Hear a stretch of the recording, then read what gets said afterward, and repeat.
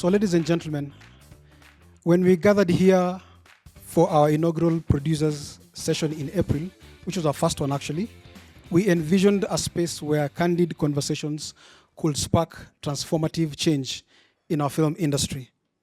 I'm happy to report that the vision resonated far beyond this room.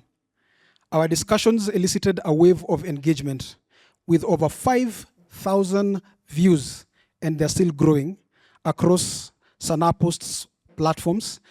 And we had loads of LinkedIn articles drawing in creatives from Nairobi to Kigali, Kampala to Dar es Salaam. So clearly, we struck a chord. And tonight, we seek to build on that same momentum. This Writers and Genre edition invites us to pause and ask ourselves some deeper questions, more or less the same questions we asked ourselves in the first editions. The questions will be, are we running out of stories as Kenya, or East Africa for that matter? Are we drawing from the truth of our lived experience, or just recycling familiar tropes to play it safe? Are we simply not listening to our audience, who are literally our bosses? Are we afraid to take the risk, or are we simply starved because we don't have the platforms where we can fail, learn, and grow boldly? My friends, this space tonight is that platform, a place where we don't just talk about stories, we reimagine how we tell them and why. We are here to celebrate the power of genre as more than just entertainment. It is a framing device for our realities. From folklores to sci-fi, political satire, every genre holds the potential to excavate truths and invite new audiences. I confess that many of you are already on that path. So, this is our rallying call to us all. Keep writing differently, please.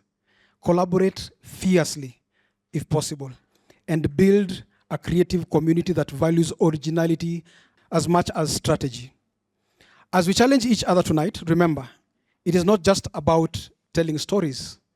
It is about shaping a storytelling culture that belongs to us, that reflects us as Kenyans, as East Africans, and by extension, Africa. As we continue this journey, we must also remember the enduring power of performance across mediums. Mediums, when we talk mediums, as scriptwriters, we talk about screenplays that learn depth, tension, and raw human emotion from stage. And just as theatrical plays can borrow pacing, structure, and visual economy from film. Bridging these two worlds allows us to build stories that breathe in multiple dimensions, stories that are intimate yet expansive. We must keep finding new ways for theater and film to inform, influence, and inspire each other. As I land this ship, ladies and gentlemen, to all our partners, I am talking directly to the camera, and sponsors, both current and the future, we are grateful for your belief in us and your support for this vision. Indeed, it takes a village to raise a child. And clearly, this child of ours is growing stronger with us together. Today, it's not really about what us as the curators, Sanaa Post and Baraza Media Lab believe in. It's all about our panelists tonight. And you, as the audience, we welcome you to engage with them as much as you can. And on that note, fellow storytellers, visionaries, and architects of the East African creative space, it is my utmost pleasure to introduce our very able, multi-talented moderator and captain of tonight's ship, Mr. Martin Kigondu, to take over. Tafadhali, mkaribisheni na makofi.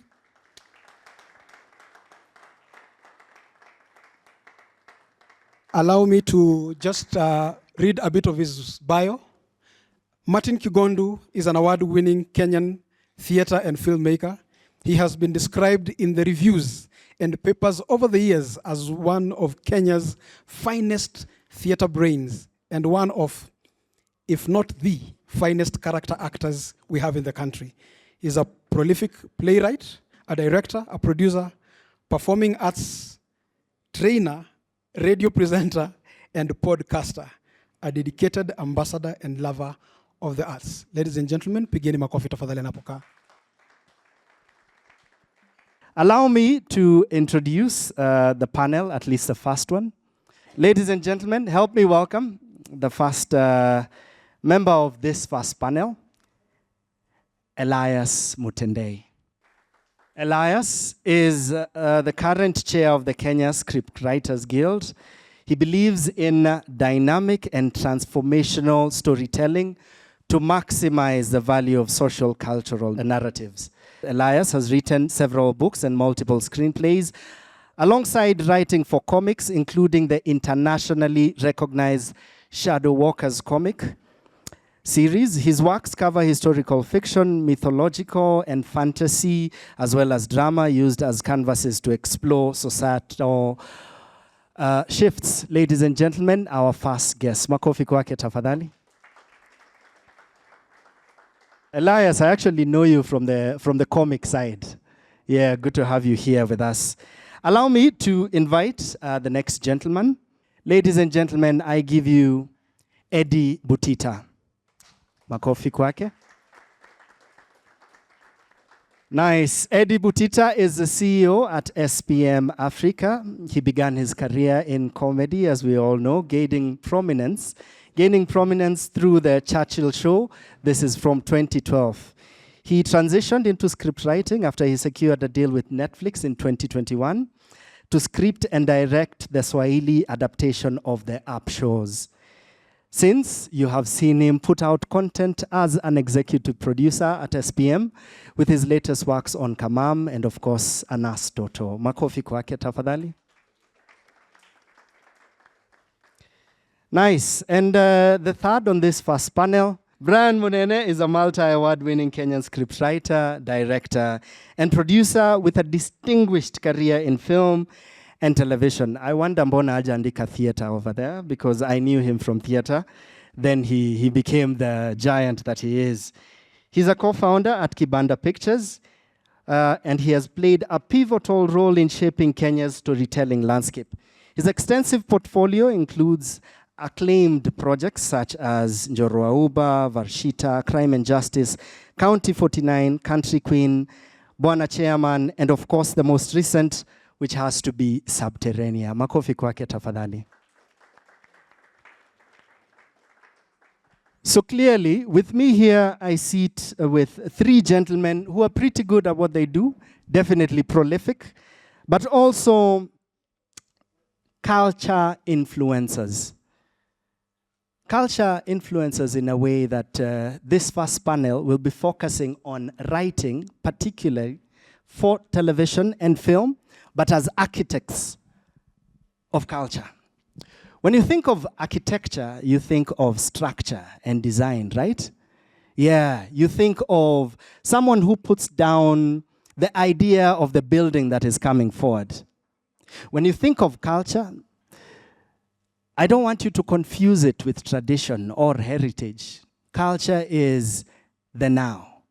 So when you think of script writing, particularly for TV or any other platform, we are talking today, particularly with this panel, around just that. Shifting culture, guiding culture, but this time as storytellers. Ladies and gentlemen, karibuni sana. Nianze kona gani? Aye, good. Everyone has their mic? We're good to go? Fantastic. Now, this is a question I'd like you to also ask yourselves when you're seated there. Ntaanza upande wako Brayo as we are coming this way. Which is the last Kenyan content in the serial storytelling format that you have watched that wasn't particularly written by you? But you could also mention a recent Kenyan film that you watched. It doesn't have to be recent, but a recent watch. Then we'll take it from there. Same question to Butita and, of course, Mutendei. Film, TV that I watched that I really loved was Makosani Yangu. In as much as the subject matter was very sensitive, I felt it was very important, very impactful. And it is my pick for Kenya's best film of 2024. 2024. 2024. Fantastic. Ni wangapi tumewatch makosa ni yangu? Saizi ndio mna avoid eye contact. Okay, thank you very much. Thank you very much. Butita? Yes, that was supposed to be my recent film. You can take it as well. Let me go to second last. Mvera. Ah, good, good, Mvera. How many of us? Okay, impressive. Give us more about it. Mvera is a fantastic film. I felt like it was the realism in it. I think it was so natural in terms of giving us a world that we are not used to. Yeah. Yes. Asante sana. Mutendei. Yes. Vera was also something I liked, but there's also a short film called Bazenga, and another film, I'm not sure if I'm getting the name right, but The River That Divides. Fantastic casting. Very interesting. Asante sana. Good. Now, wacha nianze nawe Brayo again. When you are creating short films are either tiny passion projects. They could be concept projects, or they could be practice projects. Yeah? TV, I feel, is where we make money. Mazee asante kwa. The last TV shows I've written, umsendi amenipea job. Tupigieni makofi bang. Yeah. Sikubaya, nililipa rent miezi kadhaa. Yeah, so my concept is when you're writing for TV, you don't have to love it as much, but that is what brings in the bread. And finally, the feature film is more of a legacy project. Do you agree? Do you not disagree? Then let's flesh that up a bit. Go for it. They're very different art forms, and they're very different dynamics that go into these three art forms. I was telling someone it is easy to make a short film because I can call Butita and tell him I need you for 2 days to make this short film. I can call Tosh and I'm like, hey, soon say na ari siku mbili kuna kaka project. So it's easier. It's an easier form of art to do because it takes less resources, less time. It is easier to convince people to give you 2 or 3 days of their lives as opposed to a feature film where, niaje Butita, so hii mwezi unaweza nipatia wiki mbili, which is a very different dynamic. I feel like we oftentimes feel like short films are more passion projects because you have easier access to the things that you would like to do because it takes less resources. But in the grand scheme of things, a short film should be your calling card.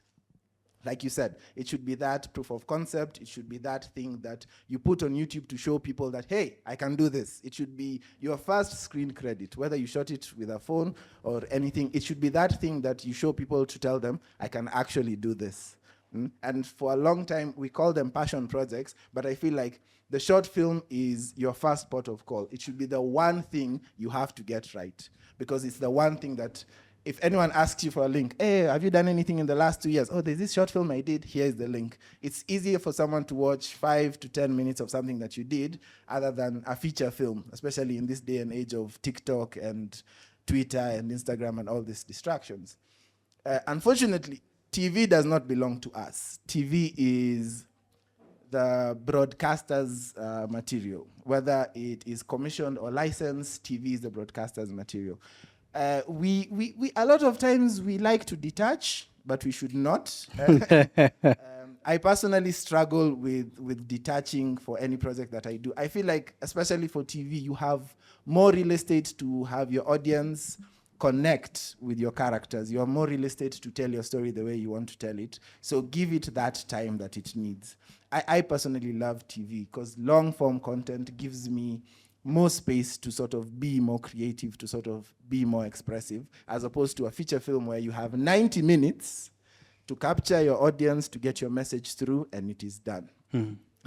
Feature films are in 2 parts. There is the one where Showmax tells you, hey, we want a feature film. We'll give you X amount of money for you to make us this feature film. Again, that one also belongs to the broadcaster. Then there's the one you're like, hey, Martin, I have like 2M, I want to do a feature film, so you come help me, which is usually the path a lot of people take, the independent, self-funded feature film. Those ones are more passionate, more driven, more expressive than the ones that are usually commissioned. Personally, I feel like we should not distinguish commissioned work with creative work. I always tell people, take the opportunity of commissioned work as someone is paying you, giving you money to express yourself. So you have now the leeway of, I do not have to stress about how I'm going to pay my people. I do not have to stress on how I'm going to transport my people, what they're going to eat, and all these things to express myself. So anytime you get a TV project, a commissioned feature film project, is the time for you to shine, because you are literally being paid to do what you love. Asante sana. A round of applause, please. Good. He mentioned two things, and I'll focus on one. Broadcast, yeah? So broadcaster. Particularly to you, Butita, and I'm not looking at Netflix as one, yeah? But you opted to go in the opposite direction, yeah? You went on the YouTube platform, and you're pushing content on that platform quite well. Unajua, the eyeballs on that platform are quite impressive for your work. So let's start there. Was it you comparing the eyeballs and I don't know if you got this information, you got on, say, the Netflix platform and said, you know what, I might as well push it over here and say how to bring in the money. And I'm just this time not even asking as a writer, but as an exec. Was it an intentional choice? Ama ilikuwa tu, let's create an audience of our own? Looking at both opportunities that are there in terms of we have the broadcaster, we have the pay TV, where we have Showmax, Netflix, kina Amazon Prime. Then we have the OTT platforms, kina YouTube, where everything is now free for everyone. And now the broadcaster commissions, and the pay platforms will also commission because they need people to pay and watch. So I was trying to see the dynamics that get you on that space before even discovering another gem that was in the digital space. So by that time, it said that the platforms do not buy content, they buy audience. So what's the guarantee that you have audience that you are selling? So by that time, from the background that I had of comedy at Churchill Show, I didn't have a strong background on content production that maybe I would have an edge when pitching for a show on, let's say, Showmax, let's say Netflix, or a certain broadcaster. Because as much as they want people to be entertained, they want people on their platform, and they'll rather, it's a journey. He can tell you, like, whatever they have done over the years is enough portfolio to have a program on TV. So going digital was a way to create our own community and our audience. It was a proof of concept. It was a big risk, but a good proof of concept. But it ended up working in our favor to a point that now we felt like, based on the math that is happening in the industry for the broadcasters, we were able to achieve the same math. So now it opened... the whole idea was to grow a community and audience so that we can be able to get to broadcasters and platforms, but it ended up opening up a new space that we didn't anticipate will come that easily. We didn't anticipate to operate like a mainstream on digital. For example, we did a series called My Ex, which was the best thing we had in that series was good picture and good sound. I think we broke all the rules of production, the 180 rules, whatever. Even the screen time was, I think, 9 minutes or 11. But the way it was received, we realized there is a gap online. Because any structured production online, mostly they're from Nigeria, from other continents. Our content that is online is not structured. So the only place you get our structured content is on TV. So we saw that gap, and now when we did an Astoto, we tried to put a proper format as if we are doing it for a broadcaster or a pay TV network. And that was the beginning of getting an audience that started treating our platform as TV. And now, fortunately enough, or I don't know, but by now I think almost every major broadcaster has reached us to try and take whatever is on YouTube to go to TV. So we we are not taking this path to say that people that are on other alternative platforms are doing it wrongly, but now we are looking at now being able to maximize all these opportunities. If you can be paid by a broadcaster and maybe you retain the IP, then make what you can make there, even if it's not that much, then also make open another opportunity on OTT platform. You can be able to leverage on all these channels. So you can even start from pay TV, licensed on broadcast, then go to YouTube. Yeah. Yes. Yeah, okay. So from the start, it was intentional, then it grew to something bigger than you'd even think. Yes. I like that. I like that. Now, these first questions are more or less building up on your resumes so far, yeah? And I'd like to also bring in the KSG, yeah? Listening to Butita, he spoke a lot about community, and I feel this is something a guild sort of brings together, you know, the idea of community. So first of all, I'm curious, do either of their projects, I think he has a background in the KSG, but do either of their projects involve people in your team? And also you can build a bit for us around the KSG and what the guild is doing and what they're about. I do believe Brian, and correct me if I'm wrong, was involved in KSG at its founding. So he has collaborated with a lot of members, but he's obviously expanded into his own direction. Yeah. Most of the artwork that comes out of Kenya, it's based in Nairobi. So we're looking now at reaching out to Mombasa and not having creatives in Mombasa or Kisumu or even Eldoret very isolated. Yeah. That's the biggest thing. Okay. So far, so good. Is it a couple of years old, I figure? It's been around since 2014. 2014. Fantastic. So I'll talk to you, Mutendei, both as a KSG member and an audience member, but also a writer. When you're looking at what we are producing, yeah, as script writers right now, but also as the active Kenyan writer right now, what do you think? What do you think of our identity so far? Because when you think of film and TV from North America, you'll think very poetic realism. When you think of West Africa, you'll think very interesting stories and question marks on a lot of things. South Africa has a lot of urban culture, you know. No wonder Sugar was such a big hit down there. But when you think of East Africa, what would you say is our identity? What are you noticing? And this will be the same question I bring to you guys. I wouldn't say that we have a singular identity. It's a very broad spectrum. The thing I've noticed, and again, if I'm wrong, you correct me, it's what we are choosing to identify with and put out there, right? And it amazes me to this day that we have so many celebrated Kenyan authors, but none of their books have been adapted. And if you look at West Africa, Nigeria, Ghana specifically, they are pretty much leading the continent in adaptations. And I think that's where we're shooting ourselves in the foot by reinventing the wheel. So we're looking over here when there's this whole library that we're not taking advantage of.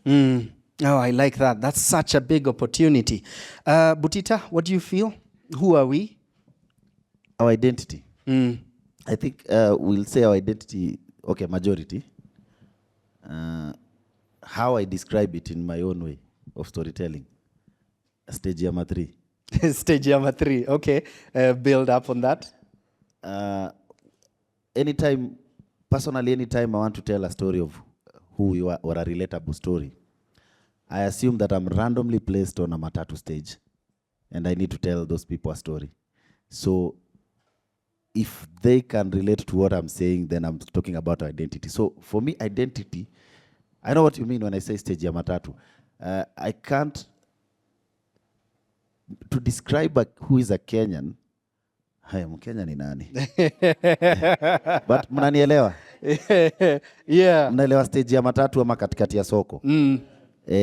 Like, huyo mama anapita mbele yako, huyo ndio Mkenya. That kijana mwenye anapita hapo, like I feel that's the representation of the majority of us, and that's the basis of our identity. Why do I think so? Because over the years I've tried and studied any content that works in this market, yeah, and realized that if it has someone that audience identify with, it is an instant hit. if you look at even at the, let's start with films. Like one of the best films that we all talk about over the years is Nairobi Half-Life. If you look at the characters in the film, you realize that's a character that if I place that character in any part of the country, Kisii town, Mombasa town, Nairobi town, instantly, people relate with someone like that. They, in their space, they have met someone like that. If you look at, let's say, comedy genres that work in the country, you realize that you can identify the characters as people that are in your circle. And I think that's one of the things that we need to talk about, because sometimes we do not express who we are, we express what the buyer wants. Why? Because for example, pay TV is a middle class thing sana. And they have to sell to that middle and upper class. They have to sell to that market. So they'll need something that speaks to that market. It does not speak to the majority, but speaks to their client. So that's why we find ourselves confined in an identity that's not truly our identity, but for the sake of business, we are forced to be in that space. And that hinders us from blowing up as an industry. I hear you. Yeah, because if you look at Nigeria, it's easy to say Nigeria ni nani. Look at any market in the world in terms of content and film that we can relate to, there is a distinct identity. But look at our content that we try to scale it up. It's a foreign identity that we do not even understand. Yeah. Okay. You've said a statement that, Nico, yes. Very interesting, because that then raises another question. You've said for the sake of business. So does it mean it is the audience that sort of dictates the type of stories we tell? Or is there room for the artists to sort of create something that then bends an audience towards it? The challenge with that is that, yes, there is an option of the platform wanting to bend content in a certain way to serve its audience. But now the challenge is that they are not scaling up their numbers in this country, and now they end up having less budgets for production. The consequences is that they end up shutting down, or they end up having problems with allocating higher budgets for production. Because we've always been wondering, why are big platforms coming to this country and after a short time, they all want to leave? But we're like, si wa Kenya ni wengi tuna consume. Kwani mnataka kutoka? But you are not creating for us. You're creating for a specific market in this country, and that cannot hold you financially as a platform. So I think the idea of bending your audience somehow in terms of storytelling might be, it might be a bit hard. Okay. Rather than understanding the audience first and making them your customers. Okay. Because I believe every Kenyan can buy content that they relate to. I believe that. So bending, personally, I think it doesn't work. Ngumu kidogo. Yeah, it's about you are here for our audience. So what does our audience want? It's this. You have it now. Okay. Okay. Asante sana. I'll pick on that, but I'll also still ask identity, yeah? Brayo, I know, thinking about your last two projects, I'm assuming these are your last two, yeah? So we have County 49 and we have Subterranea. So Subterranea is audacity. You know, this is you going, this is an original sci-fi idea. There is none like it in the market. Maybe not having the stats to say, you know, Kenyan consumers doing sci-fi out here are doing, you know, we have big numbers. But then you have a County 49 where you sort of almost know the matrix. You know how it will work out. What is the difference? Is there room for the artist to say, I will lead, you follow? Strangely enough, none of those projects were I have never done a conventional project as per broadcasters' liking. What they call, because usually what they like to lean on is we like the family drama, family comedy archetype. And if you look through my CV, I have never done a family drama, family comedy archetype. Number one, I totally agree with Butita. I feel like in in how I structure my stories, it's always the one common place we all go. Sisi wote tuko na mama mboga. Nimedanganya? The marketplace has always been the common denominator for all Kenyans. So the person at the market is the person that you're talking to. The guy who has a high-end job, bado atanidi nyanya at the end of the day. The pilot, the msewa matri, the boda guy. We always congregate at the market. Whether that market is digital or physical, the marketplace has always been that common place for me. And that has always been the voice I've always, has always steered me towards my stories. I don't subscribe to the idea that you give the audience what they want. I always believe the audience doesn't know what they want until they see it. There is no, this will always work. Who knew Game of Thrones would work? Who knew House of Dragons? Who knew Breaking Bad would work? Who knew The Wire would work? Like, all these were unconventional stories. They were very experimental stories, but look at the impact that they've had culturally throughout the years. And for me, that has always been. I remember the first writer's room we were having for Njoro Uba was, he was supposed to be a family man, and I'm like, why? Like, we come from a very broken society. Let him be a single father. Let this voice be the one that we are carrying through this whole thing. Kenya is a very fractured society. We all come from what we'd like to think are wholesome families, but when you look deeper into it, they are not. Exactly. Exactly. They are not. We like to bring out this facade of stability in nuclear homes, but when you peer deeper, my dad was never there. My dad was a fantastic human being, a wonderful provider. I came to know my father in my adulthood. He was never there. He was always working. He thought that what fatherhood was for him was provision. It wasn't being there for his kids. It wasn't creating a stable environment and all these things. But that's what he learned. But from the outsider, it was a picture-perfect home. And for a lot of us, I feel like we cling onto that picture-perfect home on the outset, but internally, we are very fractured worlds. I have cousins who do not speak to their siblings. I have aunties who live in different houses, yet they're still married. We are a very fractured society, yet we like to paint this picture of we are very good, we are very wholesome, we live very wonderful lives. And this is why for all my stories, I want to explore that fracture. I want to show people what is really in ours. I don't know if anyone has watched Morning After. Yes, based on a true story. Nothing in that story was added. Like verbatim, that literally happened to a friend of mine. I shall not mention his name, he's famous. But everything in that film happened to a friend of mine. Again, single mother household.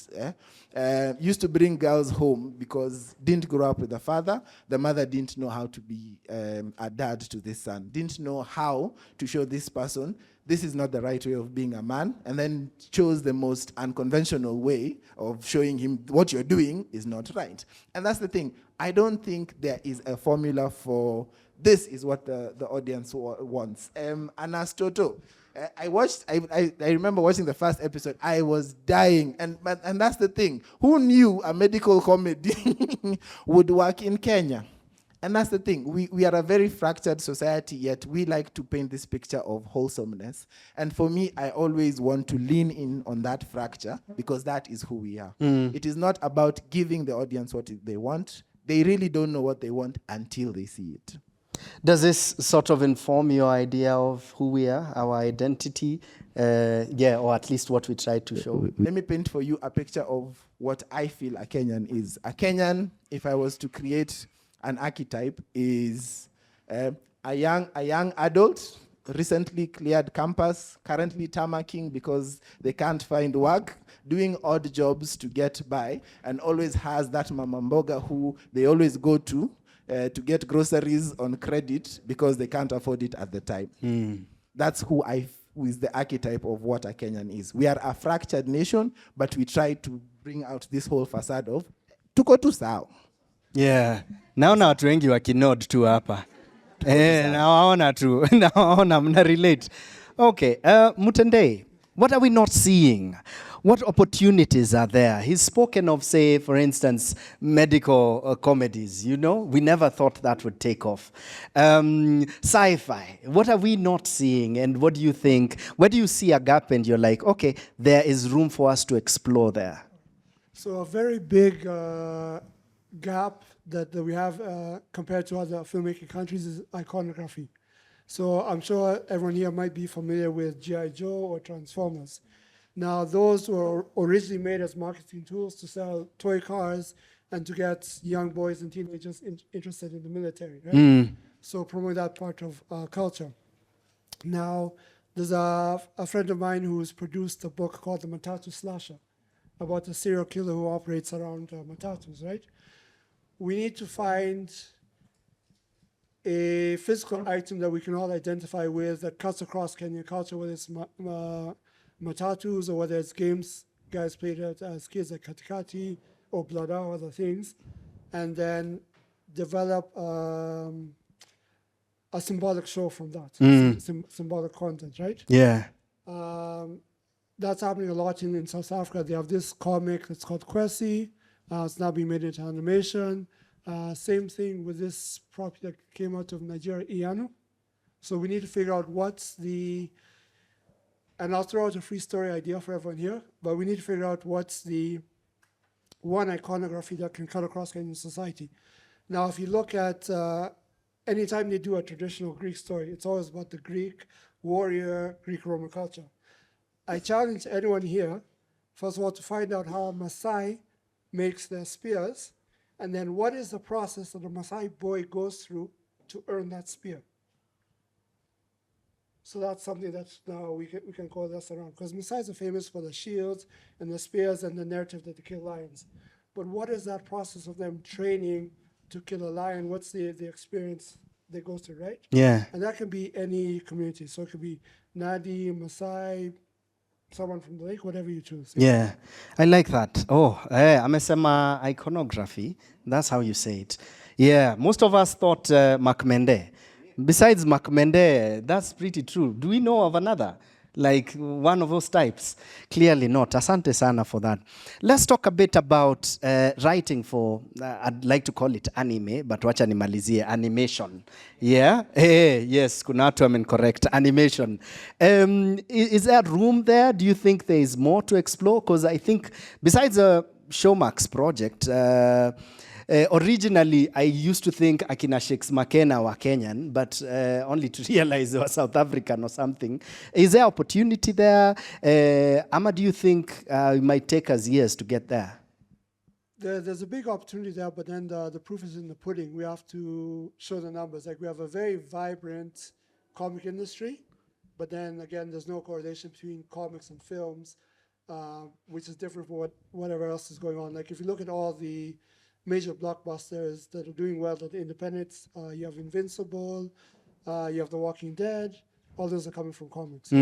So everyone in every industry needs to start talking to each other better. Yeah, maybe platforms of collaboration for sure. Asante sana. Platforms of collaboration. Butita, once you took off, yeah, I'm sure you noticed things that they're doing different, yeah? And coming back home, I'm assuming you came with a bag of goodies, yeah? So in that bag of goodies, are we looking at lessons around collaborations between ourselves around here? Lessons, opportunities of collaborations between us and the out there, yeah? Talk a bit about that, please. First of all, let's keep in mind that's an industry that has been there for over 150 years. We are, okay, our country is 62, but our industry, I don't know. We, as much as we would want to share a lot, there's the dynamics of how markets behave. So, because if you look at the distribution model on that side, it's well structured end to end. By the time you make a product, you already know these are the paths that it's going to follow until the end. So what you need is to just have a good product. But now having a good product in our market is not enough, because we are operating on some structures are a bit broken. We might say let us say they don't exist. They were not there, then they broke down. They don't exist. Like something like distribution in this country is still something that's you really need to dive deep to distribute your content the way it's supposed to be, because we have been trained to create to the top, like create until the world notices you. I mean, you create a movie, series until watakutambua. But now the Western world, they create and sell to the top. They don't create to the top, they create and sell to the top. So you create something and sell it to the last person before coming back and creating another one. Because we have content in this country. We have even movies that the producers have released, let's say the second and third movie, while people have not watched even the first one. So our distribution mechanics is one thing that I learned from that market, is that we really need to work on that distribution aspect. But now it's coming at a wrong time also, when the digital space has blown up, which means the traditional ways of distributions might be dying while we are still struggling to learn how they work. So how do we leverage on this new space of digital to see how we can distribute content to the last person? Feel it tried with the platform. Such things are things that they have life in the near future, but what can we do now? So that is what personally I've been trying to crack. And one of the things during that trip was to see if there can be an exchange in terms of capacity building. And if we can have people going there to understand that industry, people from that industry coming here to help us and see, we share ideas, because even them, there are things that we do that are surprising them. Si ati tuko mbaya hivyo. Mtu anasikia mnashoot movie na 10 days anashangani. Like how? Guerrilla filmmaking. Yes. At the series one day episode moja iko chini. You know, for us we see it as unprofessionalism. But in that market there are people who are amazed, like how do you people do it? Maybe they are the ones who have been wrong all along.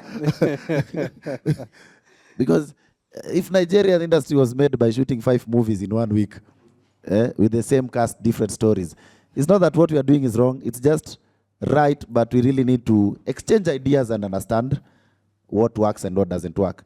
Now, the goodies part, sad enough is that the goodies will never arrive. Why? Creatives. I don't think if it's a creative problem or it's most people in the country, we really do not know how to differentiate between politics and government. Government is now the governing structure that regulates the one that every business is depending on to have a safe environment to be profitable. Now, if it took just a simple call for us to be at Tyler Perry Studios, and we all know for a talent, a producer, an actor, to have such a meeting takes a whole portfolio and years of work. But if government can unlock that in a nutshell and make a team from here have a meeting with a different team, that's government at work. It's not politics at work. If you look at it currently, there are problems that we are facing in the industry that do not even need budgets. I was even telling Brian, some problems do not even need budgets. They just need a phone call. But msanii akae na serikali ndio apigwe picha. Asalimiwe kesho. Yeah. So there is a big disconnect. It's like the governing structure is on the other side, the industry is on this side, and now there is a big wall, because if you cross on that side to negotiate, people are like, he has already, it's a political affiliation. Yeah. Where Brian tulikuwa na Ruto jana, mlikuwa mnaongea nini? Unaona? Pengine Brian alikuwa ana need to unlock partnership na Warner Bros. Unaona? So that has been a big problem, because even problems like screening in the country, it's a big problem. foreign films are screening with, it's easy to screen a foreign film than a local film. Theaters, cinemas will charge you 1,000 per seat so that you charge me 2,000. The same time, Final Destination is showing at 600. Sasa iko wapi? But hizi ni vitu tunakaa chini, watu wa hizo vitu, serikali, industry, and it's a decision that's made instantly. But now that table cannot happen because people cannot differentiate between government and politics. Yeah. So you really need to understand when you're working for politics and when you are trying to ask for your rights from the government. The government. Yeah. So the good is, even if they came many, wacha tuzikule tuju. Nilisalimiwa peke yangu. It is So they're there. Yeah. Things are there. People go, they agree things, but they're never implemented for the fear of being cancelled. Yeah. I hear you. That takes a lot of courage. Sindio? A round of applause for him, Maze. Oh, good. He mentioned two things I'd like to focus on. At least one wasn't fully in mentioning. And this is for you, Mutendei, yeah? Capacity building, yeah. Yeah, particularly from the KSG and opportunities therein. Eh? And for Brayo, what is the industry from where you stand? How would you describe the industry? Think of structure. And yes, if there was a structure, ama the skeleton of it, there are a lot of spaces and gaps, yeah? So especially as a lead writer for different projects and just as a writer, mbele iko sawa ama unajua ni kutetemeka tu, yeah? Aya, capacity building. Particularly from the Kenya Script Writers Guild. Are you seeing them? Are you creating them? Are you thinking about them? Yeah, so we're trying to tackle two birds with one stone. It's not so much from the writing side, capacity building, but more uniformity, right? To use an example, you have New York Film Academy. They have developed a universal curriculum for screenwriting, right? Yeah. But in Kenya, we don't have that established. So film schools will hire famous writers, and those writers will present their own material, right? But then one person doesn't, one cup can't fill the well, right? So one person may not give you all the information that you need, or they might have a different perspective that doesn't work for you. So what we've done at KSG is, in collaboration with other writers and using references, we've created a script workbook. So it covers idea generation, forming your story, and going through the ins and outs of script writing. Just to provide a universal basic tutorial Okay. that can be used, right? Because we have a lot of talented people, but then they go on to Google or YouTube and they'll get ideas that might not necessarily apply on the ground, right? So first thing is to make scriptwriting a uniform skill, standardization, so everyone's drinking from the same well. So we reduce the variance in quality of stories. Because I was all part of a academy for Kalasha, and we had a lot of good stories that didn't have good marketing, like you mentioned. Then we had a lot of films that had excellent marketing, self-featured, but then the storytelling part was not cohesive. So I think that's the various thing. Let's get everyone drinking from the same well, and then they can add their own spin to it. I hear you. What's your take on schooling? Because we have a lot of young filmmakers who wouldn't know how to, approach a Brian, ama someone else who's established and say, I want to, be guided under you. I like that you're creating this platform. I'm assuming they can get all these details on your website, yeah? You'll share that. But what's your thoughts on curriculum from what is being taught in these universities and colleges out here? And again, obviously, I haven't engaged with every institution, but depending on the institution, they tailor things in a certain way. Like you mentioned, writing for a certain market. So if I go to somewhere like USIU, right, there's a lot of American influence. Where are they going to pull their references from? They're not necessarily going to come and pick a film like Bazenga or 46, right? If I go to KMT, right, where are they, in Buru, where are they going to pick their references from? So the first thing is to give everyone the same picture to look at, and then add your own flair to it, right?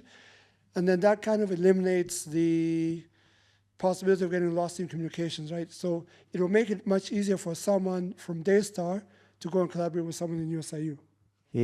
Naomba tu mnipatie dakika mbili niwapigie story. First of all, God him so. Secondly, I realized I am old. Recently. I think I am very old.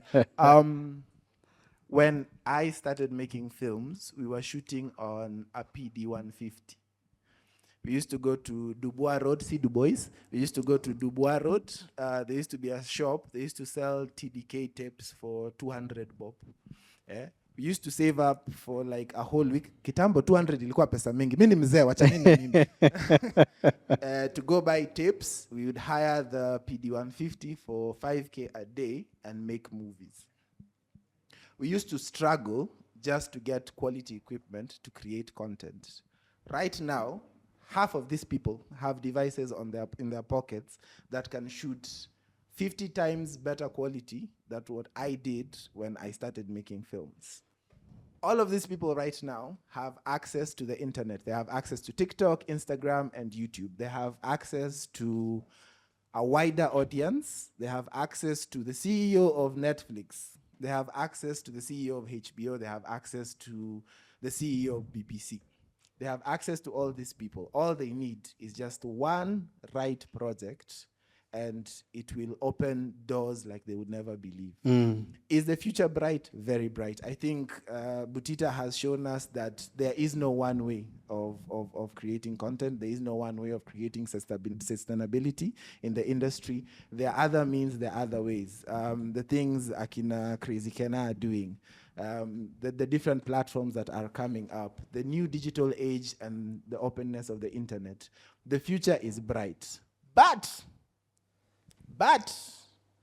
only if we understand the business. It is showbiz. It's not just show. It is showbiz. I feel like we always focus on the show and we forget the biz part. You talked about collaboration. How many people here have ever seen a Hollywood movie with one logo? How many people here have seen a Kenyan movie with one logo? You know when you resort.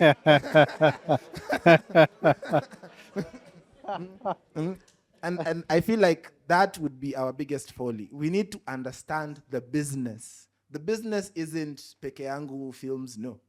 It is understanding I have certain strengths, he has certain strengths, he has certain strengths, he has certain strengths.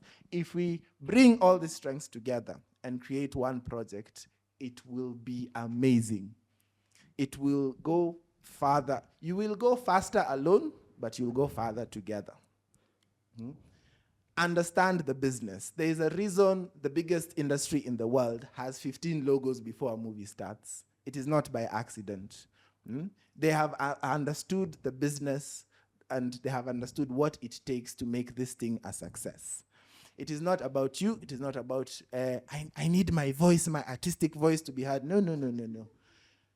It is, yes, the show is important, but the biz is also important. It's a 50-50 thing. Yes, make the show beautiful, but also understand the biz.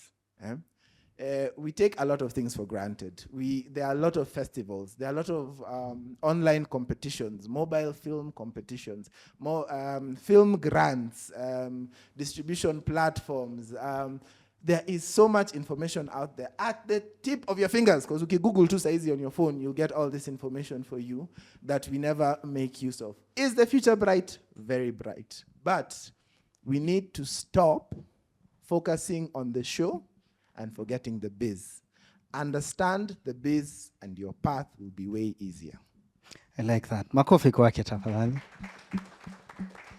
Thank you very much. So for each of them, I'll do one final question, then I'll do a cover question, just blanket for all of you. It's super simple. Your writing process right now, your writing apps and all that, Final question. But before that, wacha niende kwako Butita.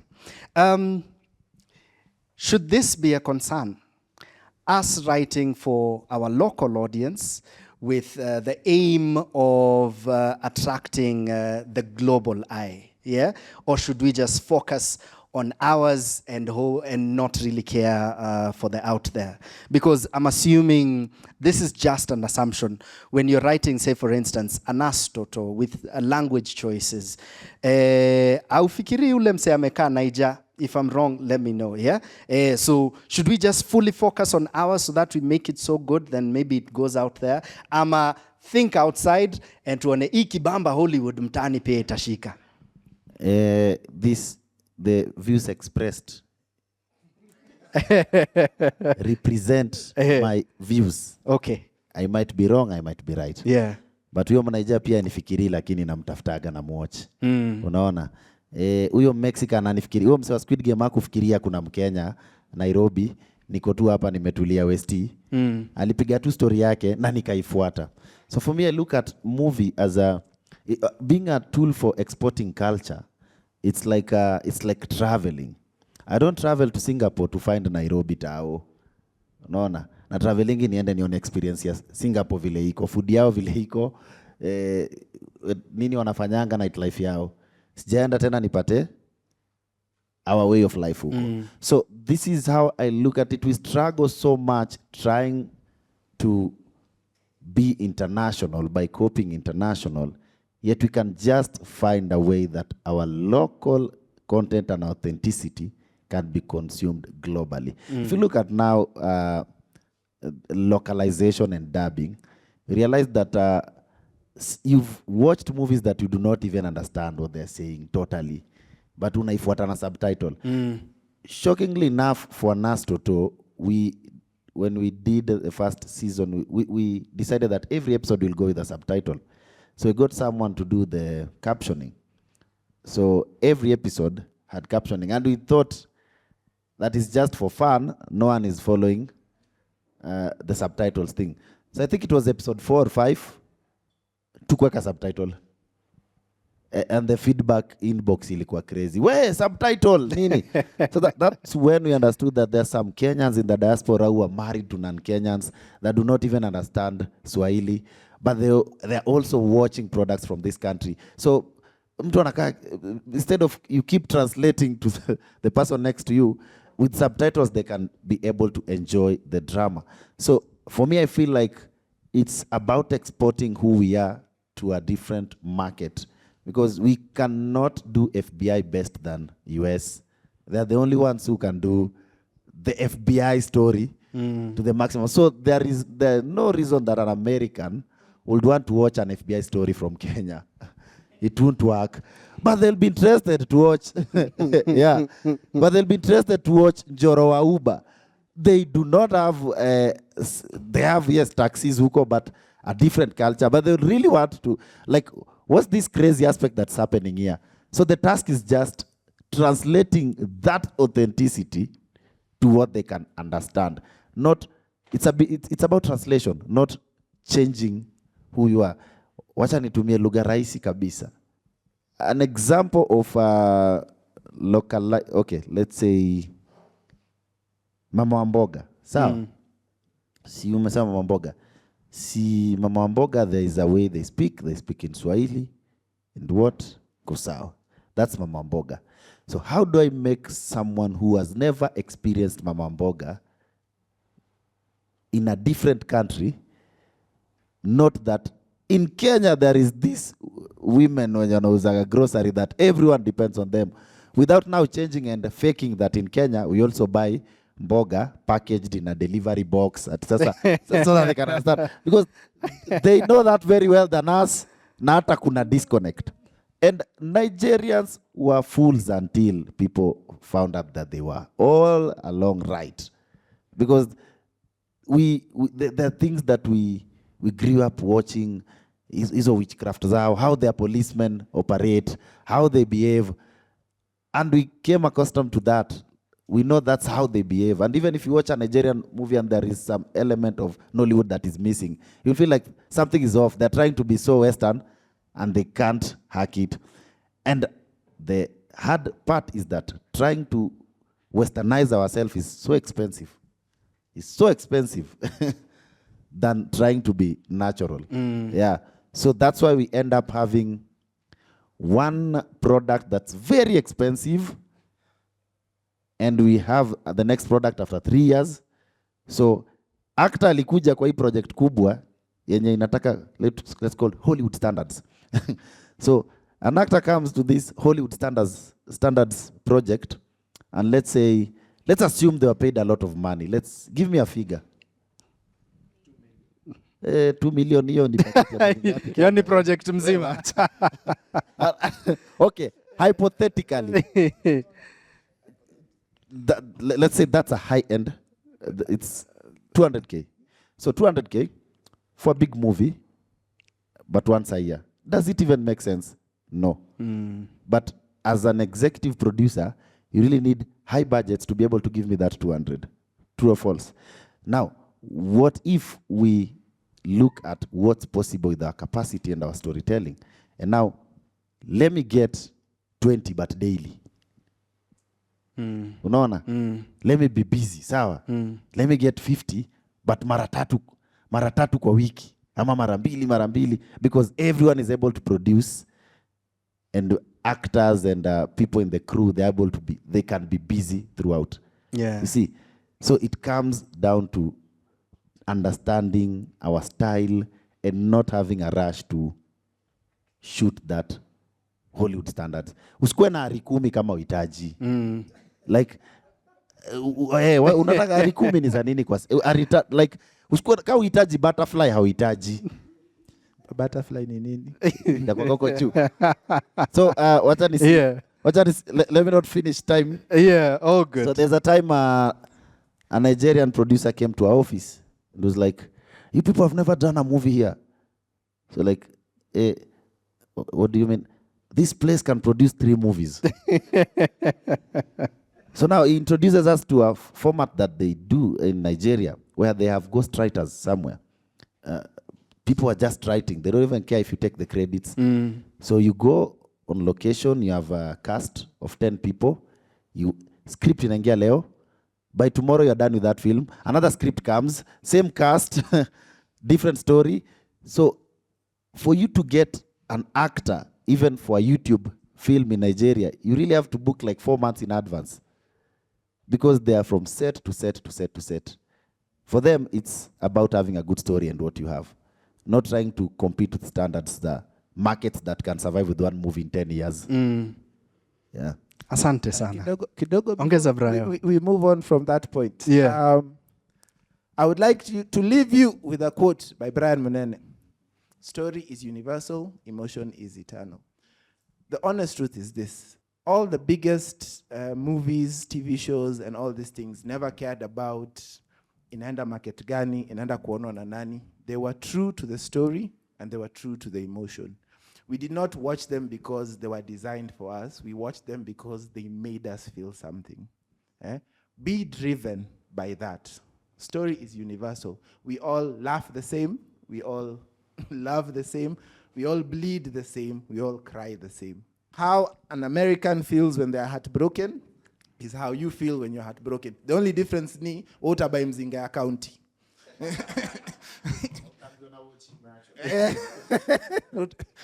Na mabeste zako watakuchekelea. Story is universal, emotion is eternal. Haya, let us stop focusing on Hollywood standard, of which I do not believe. That is their standard. That is what they believe. Wanataka shoot 5 pages a day. Ni sawa. It works for them. Sindio? Quality is not an ari. Tuseme tu ukweli. By show of hands, how many of us wamewatch camera copy ya movie? Semeni tu ukweli. Na simili enjoy. What was important? Was it the picture quality or was it the story? Exactly. Sir. Stop focusing, stop waiting for uget sijui red, uget sijui ari, uget sijui butterfly, uget sijui nini, ndio umake your movie. As long as you have a good story, it will always translate.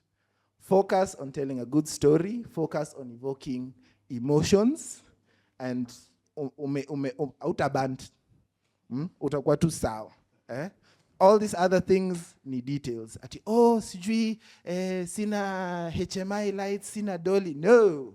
My friend, mara ngapi mmeenda TikTok mkawatch some random video some random video imeshutwa na mzae fulani ya mtoi wake akifanya something silly na mkacheka. Ilikuwa na lighting, ilikuwa na ari, ilikuwa na all these crazy things that people think they need before they make a movie. No, it was a wonderful story that made you feel something. So, hiyo tu. I like that. Good. And before we come to your apps and what you're writing on, space for AI. I'd like us to focus on this on the next panel. Yeah? So, Mutendei, should we fear? Are there opportunities for collaboration? What are your thoughts on AI and storytelling? AI can pick out the ingredients. It can't tell you how to mix them, right? So while AI is there, I wouldn't say it's going to replace filmmakers. Of course, though, if we have, and again, this comes down to movie culture, if we just have a pure for-profit motive in the industry, then execs at the top, like they try to do in Hollywood, which caused the actors in film strike, is trying to replace genuine artists with AI. I would use it as maybe a shortcut tool at the very most, but I'm against it in the fact that it cannot replace human creativity. Okay. Let me give you calming thoughts that will make you sleep well at night. Please. AI haitaijua how it feels like kukuliwa fair. Yeah. Do you listen, Sai? You know, by the way, I thank you very much. Well, we'll be talking about the space of AI, how to collaborate, if there is any cause for fear, and many things around that in the next panel. But for a final question for them, they're not leaving. In our final hour, we'll have them right here. Na watawajibu, whatever we are engaging on, yeah? So stick around, please. Brayo, what are you writing on? There are two apps that I love to death. One is Evernote. Evernote is where all my story ideas are. It has a very interesting way of putting your thoughts down. You can add pictures. You can do like a whole story structure, random notes, random things. You just throw them there. Then that's where I go to review for my stuff. And my go-to writing software is Final Draft. Final Draft. Asante sana. Butita? Writing software, Celtics, premium lakini. Eish. Hey. CTV, CUST. Okay. I've tried also Final Draft, but since I started with Celtics, I feel more at home conversant with it because it has additional tools also for planning the entire production, and that makes it easier for us watu wa budget kidogo. Because you finish, you do character breakdown hapo ndani nini, mtu wako wa continuity anaweza fanyia hapo pia. Asante sana. Mutendei? Myself, I use Drama Queen. It's a very user-friendly and it's color-coded so you don't get tired of looking at the screen. Asante sana. I use Kit Scenarist na Final Draft. Hivyo ndio nilikuwa naitishwa kazi. The ladies and gentlemen, our first panel, makofi kwao tafadhali. Good. In case you have questions for them, kindly write it down. Final hour, we shall engage. For now, tutacheza mziki kidogo, then we'll be back in 5 minutes. Thank you.